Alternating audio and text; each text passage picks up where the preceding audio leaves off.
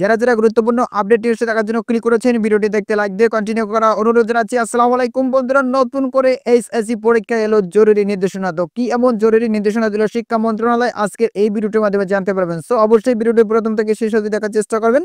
তাহলে চলুন মূল ভিডিওটি শুরু করা যাক। প্রিয় বন্ধুরা, মূল ভিডিওটি শুরু করার আগে বরাবর মতো ছোট্ট একটি রিকোয়েস্ট থাকবে, আপনি যদি আমাদের এই পরিবারের নতুন দর্শক হয়ে থাকেন, এরকম নতুন নতুন গুরুত্বপূর্ণ আপডেট নিউজ সবার আগে পেতে আমাদের এই চ্যানেলটি সাবস্ক্রাইব করে রাখুন। প্রতিবেদনে উল্লেখ করা হয়েছে, চলমান এইচএসসি ও সমমান পরীক্ষা উপলক্ষে পরীক্ষার্থীদের কেন্দ্র চত্বরে প্রবেশ নিয়ে জরুরি নির্দেশনা দিয়েছে ঢাকা মাধ্যমিক ও উচ্চ মাধ্যমিক শিক্ষা বোর্ড। শনিবার 28 জুন বোর্ডের পরীক্ষা নিয়ন্ত্রক অধ্যাপক কামাল উদ্দিন হায়দার স্বাক্ষরিত এক বিজ্ঞপ্তিতে এই নির্দেশনা দেওয়া হয়। এতে বলা হয়, চলমান এইচএসসি 2025 পরীক্ষার কেন্দ্রগুলোর আশপাশে যানজট ও জনদুর্ভোগ কমাতে শুধু পরীক্ষার্থীদের সকাল 8:30 থেকে কেন্দ্র চত্বরে প্রবেশের সুযোগ দিতে প্রয়োজনীয় পদক্ষেপ গ্রহণের জন্য নির্দেশনা প্রদান করা হলো। ঢাকা বোর্ডের আওতাধীন এইচএসসি পরীক্ষার সব কেন্দ্রের ভারপ্রাপ্ত কর্মকর্তাদের এই বিষয়ে প্রয়োজনীয় ব্যবস্থা গ্রহণের জন্য অনুরোধ জানানো হয়েছে। এছাড়া পরীক্ষা কক্ষে প্রবেশ সংক্রান্ত পূর্বের নির্দেশনা বহাল থাকবে বলেও বিজ্ঞপ্তিতে জানানো হয়।